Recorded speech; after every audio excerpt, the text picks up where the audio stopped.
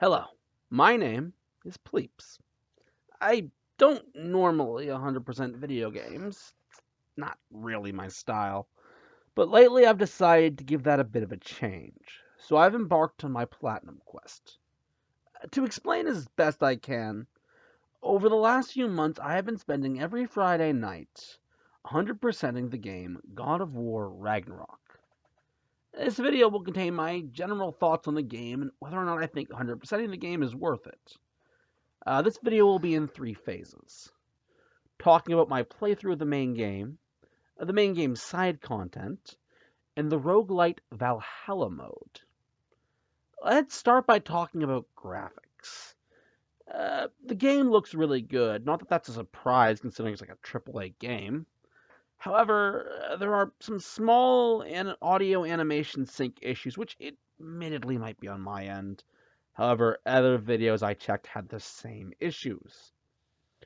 And while the animations at first seemed to be really well designed, it became very obvious later on that they have some extreme jank. Almost certainly because the animations weren't adjusted for length of jump. For the most part, it's barely noticeable. For the most part.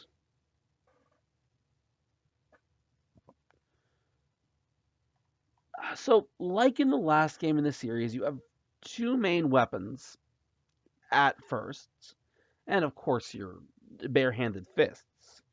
The Leviathan Axe and the Chaos Blades.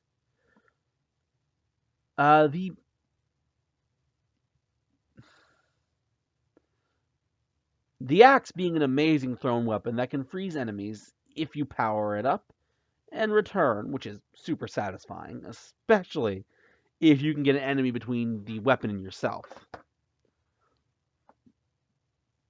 The blades are slower, stronger, closer range weapons that do fire damage. You also have fists, which are good for getting stuns and some really satisfying finishers. Not to mention the super fun Spartan kick. uh, the next big thing, and admittedly your main weapon in puzzle solving, is your assistant character, which, unlike the last game, isn't always Atreus. But we'll get back to that. They have two types of magical arrows. One that can destroy certain types of structures, and one that can spread certain effects across a larger distance. I will say the effect spreading one is a little tough to use sometimes, especially for some of the puzzles later on and in the post game, but still very cleverly designed. Now, you do get a few more tools to help you navigate this game's combat, mainly runes and relics. Also, some craftable upgrades, but we'll talk more about those in a bit. Each weapon gets a heavy and light runic attack, which are basically super moves with secondary effects and higher damage. The relics are separate than this, but also really good, especially a couple relics. One in particular that I really relied on, but again, we'll talk about that a bit more later. The game has craftable upgrades, but for the most part, they're just armor and weapon stat buffs, except the shields. Each of them mechanically works a bit different. My favorite being the Onslaught shield that allows you to charge at people as you do it, which makes getting the shield bashing enemies, a lot easier.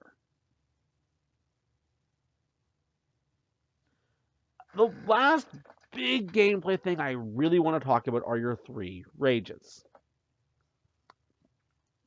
I actually think each one is very well suited for the part of the game you get it in.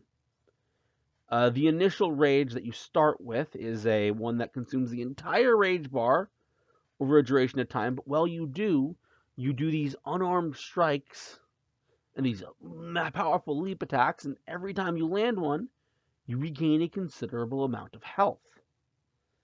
It is really good when your rage bar is small, and so is your health bar. The next one is one that takes only a partial bar and restores a decent chunk of health. Which, for the part of the game you get in, is enough health to really save your bacon. And finally, the last one is just a really powerful weapon attack that is basically guaranteed to go through. Really good to just get the last bit of hits on bosses and such. So, this game has you going through several of the 9 realms. However, there are only 2 I really want to briefly mention. My favorite, Alfheim, and my least favorite, Vanaheim. Alfheim has the coolest type of puzzle, where there are these special purple stones, and if you throw the Leviathan axe at them, it'll bounce off. And so the puzzles are all about using that ricocheting effect to get certain angles with the axe. It is super satisfying if you do it right, and also super fun just to get them infinitely bouncing. Bink, bink, bink, bink, bink. Vanaheim has my least favorite mechanic. Flowers and plants. There are basically, throughout Vanaheim, camouflage plants everywhere. And they are annoying. Generally speaking, you have to destroy them in very specific ways. And if you walk past them, which sometimes the way to destroy them is past them, they will attack you and do a considerable amount of damage. They just suck in its nizzle, because every step in Vanaheim is these. Now, before we move on, I forgot to talk about the new weapon. It's the Spear of Dropnir. As usual, it has 2 runics, one of them being the best in the game. We'll get to that later. But to sum it up, the weapon does the least amount of damage, making it an awful melee weapon.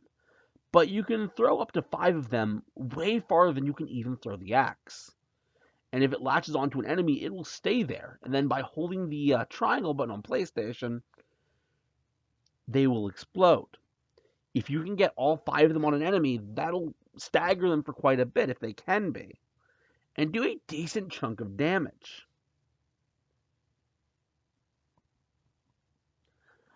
That's all you really need to know about the Kratos sections.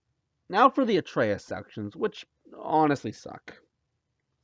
Atreus' archer gameplay is just not as fun as Kratos's. He does have his own rage equivalent where he turns into various animals. But again, I just don't find it as fun. It doesn't help that each one drags on way longer than it honestly should. It is extremely linear. And lastly, remember those janky animations I talked about? They are extremely obvious in these sections. It looks like a Blue's Clues jump.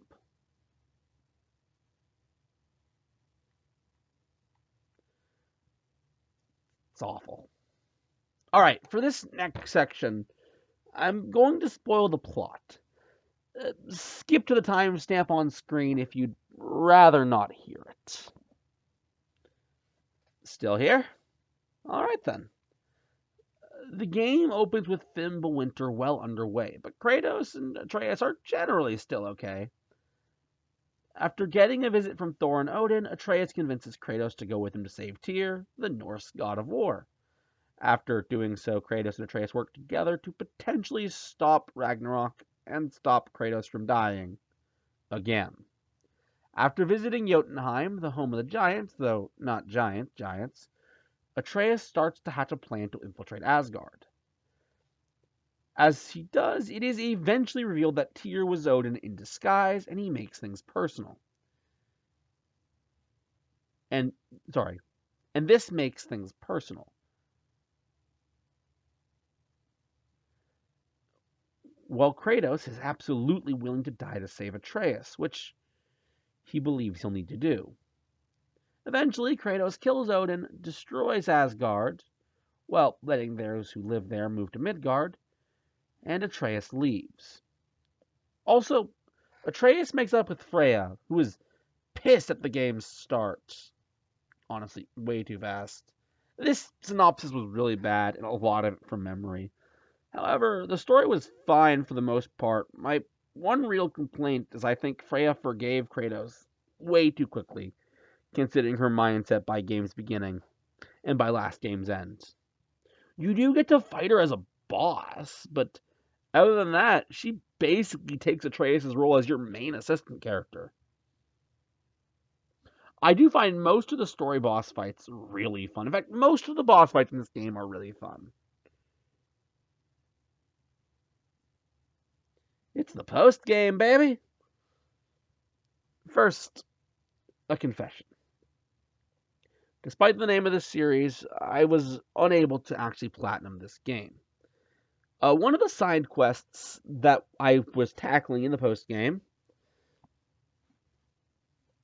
is one that takes you to each of the 9 realms.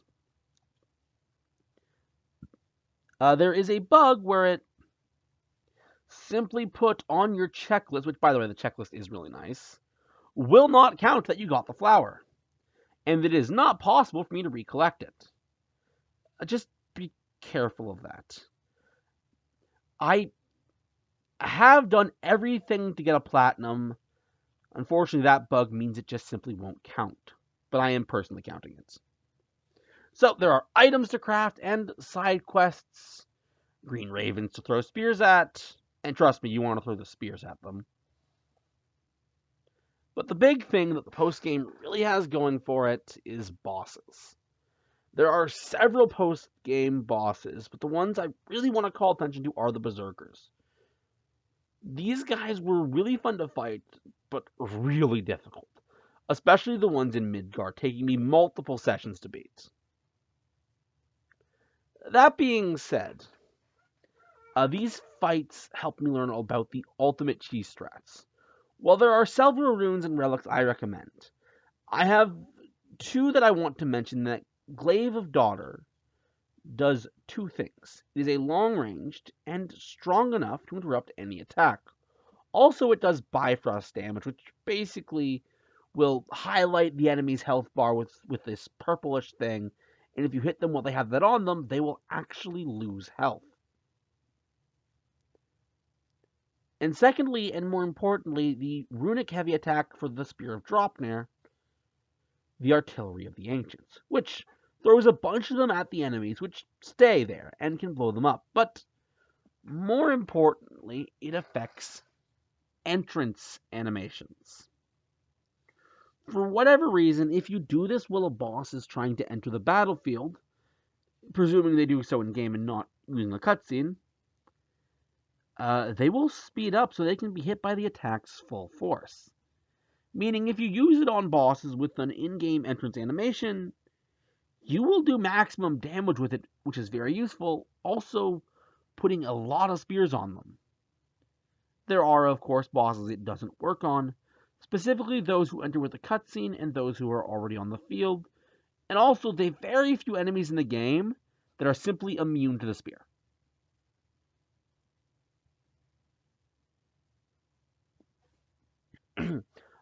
One more thing that I recommend. Get good at throwing your spear on enemies. Having spears on enemies when they do their ultimate attacks can absolutely keep them from finishing them, which is awesome.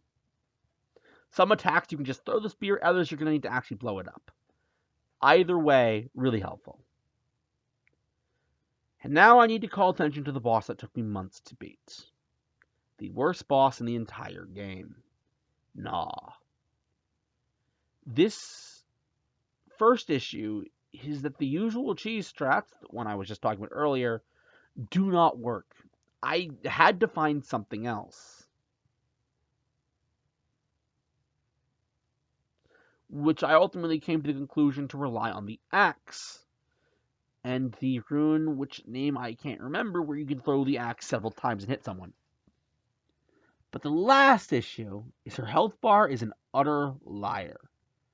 with the final section of her health bar taking as long as the rest of the bar combined to deplete.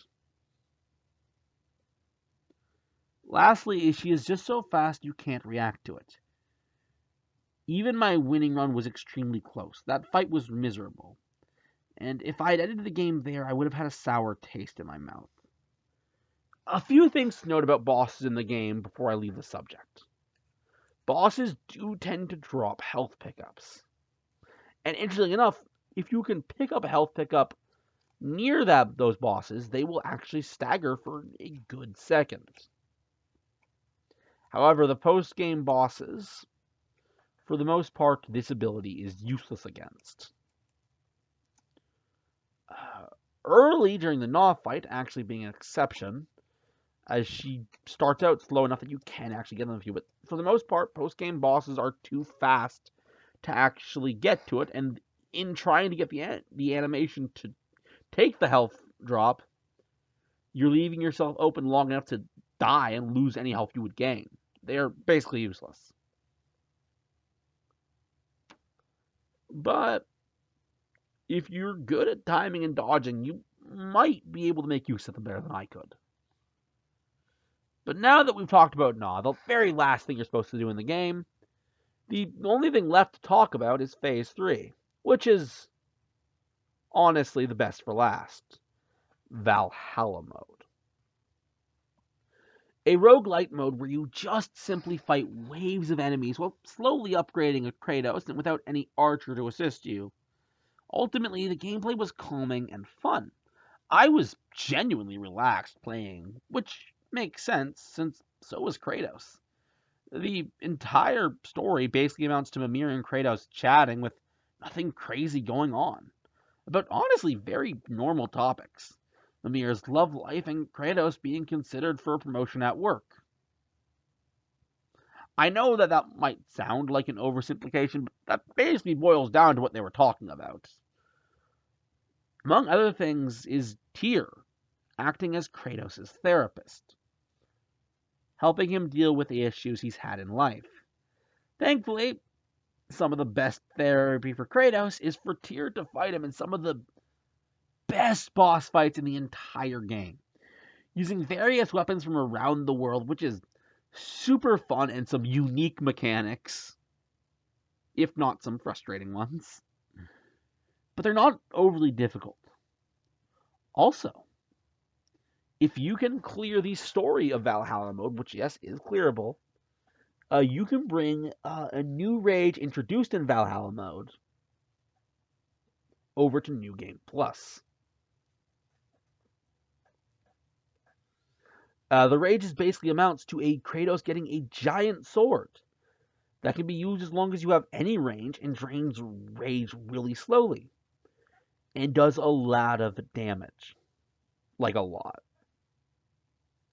It is super satisfying and fun to use this weapon. Also, Helios shows up and mocks Kratos a lot, in several occasions replacing Mimir. Big mention actually. Even for the generic stuff with Mimir and Kratos, they replaced a lot of the dialogue. Which does mean you're not going to get some of the favorites. Careful, brother, you're covered in Bifrost. But it is some really cool effort. And this absolutely became my favorite part of the game. And even after doing everything I personally qualified as needing for 100%, I came back to it a lot.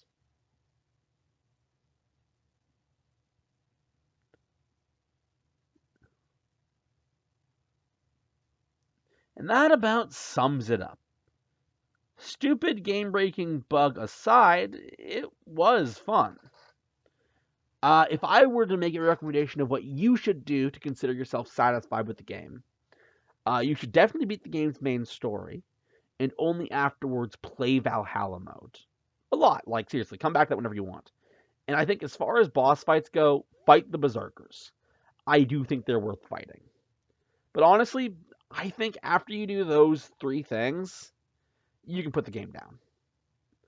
You really don't need to get absolutely everything. A lot of the side quests ultimately amount, well, not being uninteresting, quite samey, and some of the puzzles kind of drag on. Yes, including the one where you're fighting a bunch of dragons.